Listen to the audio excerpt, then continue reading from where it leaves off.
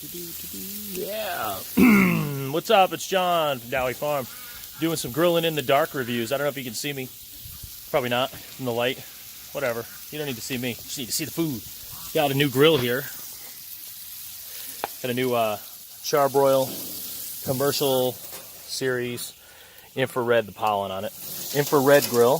Here it is. True infrared.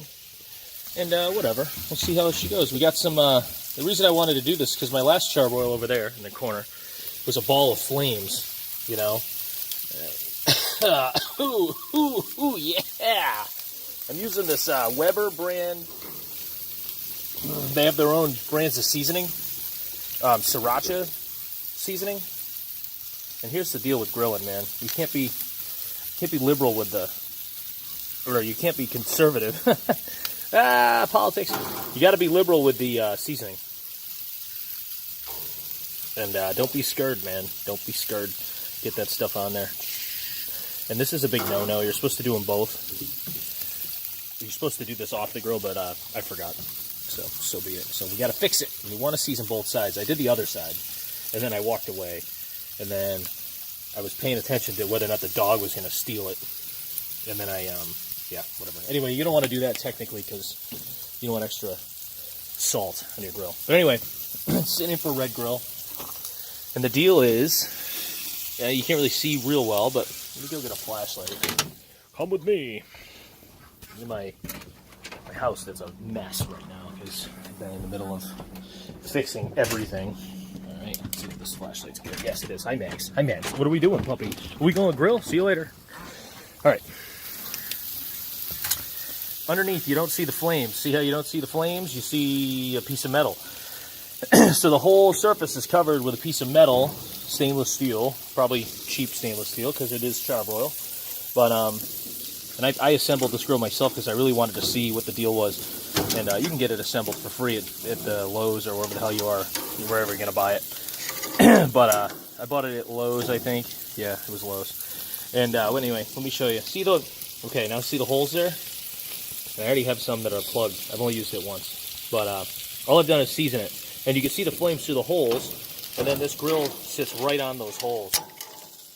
And the way it's explained on the Char-Broil site is the heat collects evenly underneath the plates, the infrared plates. And then it comes up through those holes evenly on your griddles, whatever. And you're going to, you'll get an even cook. And the idea here is that it won't flare up. Now, I've got it turned down to low right now because I heated it up for a while because I really wanted to get it seasoned. But here's what I want to do. I'm gonna crank it because I want to get some heat on these bad boys anyway. Because what I'm doing is grilling some chicken thighs. And chicken thighs are pretty fatty. And there's a lot of skin. Anybody that knows grilling knows that if you grill chicken thighs, you're going to get flare-ups. So we're starting out with a nice clean grill. And I'm jacking up the heat, man. And I'm going to close it and see where it ends up. And for a second there, of course, I pay all this money for a grill, and the thermometer's crooked. And that just was the way it came. And I know I can fix it, but I'm not going to because I'm not that insane. But anyway, we're probably going to get this bad boy up to about 500 now. So see where that goes. Let me turn off this light. And I'm going to pause it and come back once we're up to temp. And if we get once we get up to a good cooking temp, I'm going to come back. All right, it's been about 2 minutes, and we're up to 300, and that was from a relatively preheated start. We've been about 100 degrees up, but one of the things that I'm curious about with these new Char-Broil grills is that the burners are not quite what they used to be. They're not quite as big in diameter as they used to be. They were much smaller, significantly smaller, probably half as much, almost like probably a ½ tube instead of a 3/4 tube. Maybe that's not the right measurement, but close enough. But what I'm noticing here is we are taking a little longer to get up to heat compared to a conventional grill. That could be because of the smaller burner size, but I will say that I checked all the grills out, including the ones that weren't infrared and Char-Broil, and they all have the same smaller diameter burners now. So who knows? I did like the beefy feel of this one. That was nice. It's not tinny feeling like the other ones, I guess you could say. It's not as flimsy. But what I'm hearing is, you're hearing the sorry about my hand. You're hearing the infrared at work here because it's dripping down, and we're up to 350. Let me see if we can get close with the camera. And you hear the popping and the sizzling. Now, the way this works, it's supposed to work.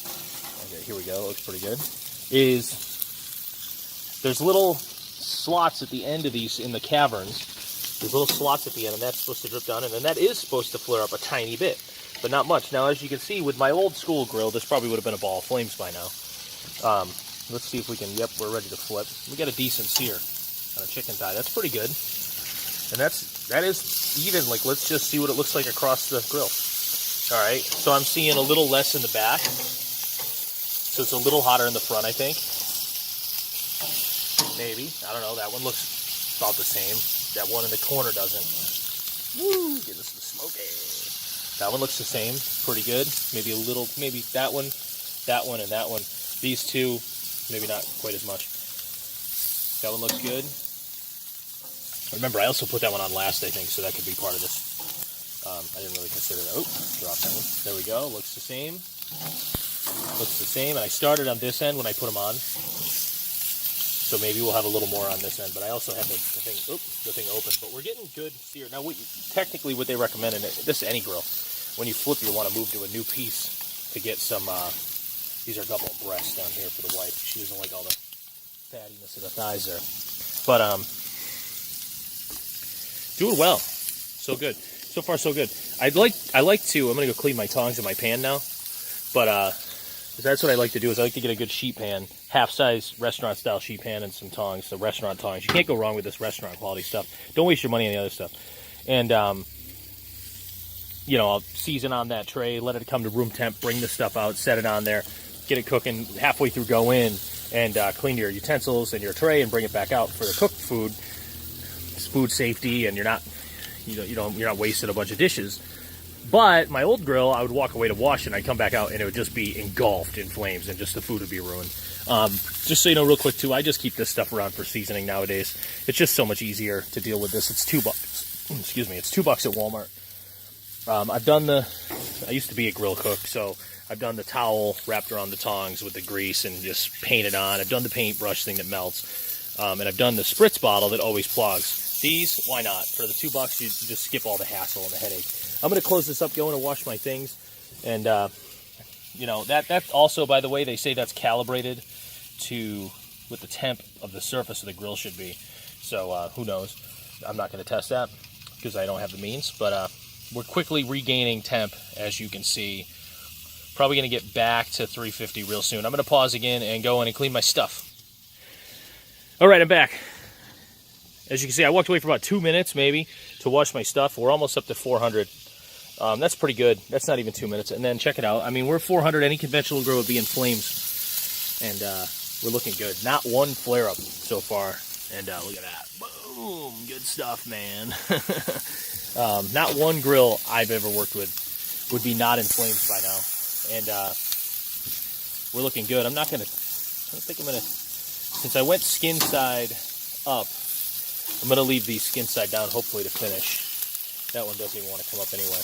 You know, when you're flipping things on the grill, you want to start to turn, and then if it releases, go ahead. But don't ever force it. So we got a good char on the skin there. That's what you want, especially on a chicken thigh. Great stuff. That one doesn't really want to come up, so we're going to leave it. Especially with these thighs, when you're trying to turn them too soon. Excuse me. Ooh, it does smoke a lot, I'll tell you that.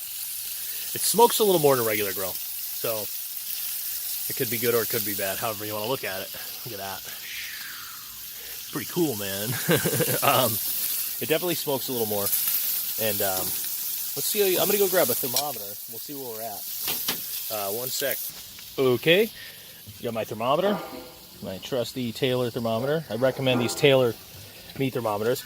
We've dropped down to 350 because I had it open. Woo, yeah, baby. All right. It is definitely smokier, and that's part of the infrared thing where it's 80 degrees out today, where it wants to, it's doing a lot more vaporizing of the fats. So, and that's all flavor. So you're going to plunge into the deepest part. So we'll see where we go to. The only thing I don't like about these thermometers is they I can't get a good angle on it. smoky. Right in the eyeball. They don't like to, now normally you would take this off of the heat to do this, but we're stuck, so we're not going to do that. And, oh, come on. Don't tell me we're broken. You know what? I left this thing out in the rain. And, oh no, here we go, maybe. No, it's broken. Damn it. That sucks. I left it in the rain. You can't ever leave these out in the rain. Well, that blows. Let me go see if I have a different one. Hold on a second. All right. I got these old school ones. They suck, but whatever. They just take longer. And, you know, I used to use these as a line cook back in the 90s. It was pretty well calibrated, I think, because it said it was about 81. So it might be up. It might be 5 degrees off, if that. And this is about what I expect, about 120. And anytime you're cooking chicken, you want to go to 165. You know, they weirdly recommend some ridiculous temperature on the package that dries everything out, but I do 165 pretty much everywhere. And you getting there with this one? Yeah, probably 130.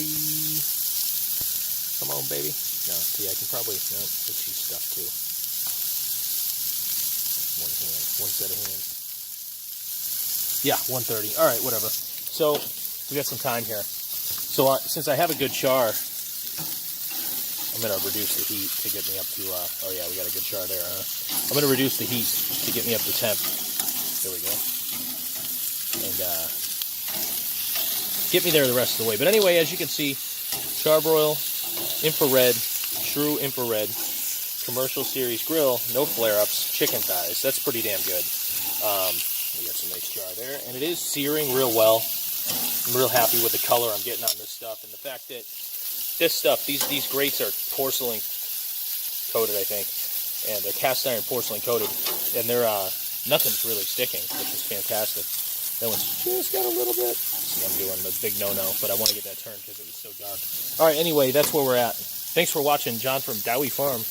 The Char-Broil infrared, true infrared commercial series, blah, blah, blah, blah, so many words. It's like when I worked at Applebee's and everything was country style. All right, thanks, guys. Take it easy.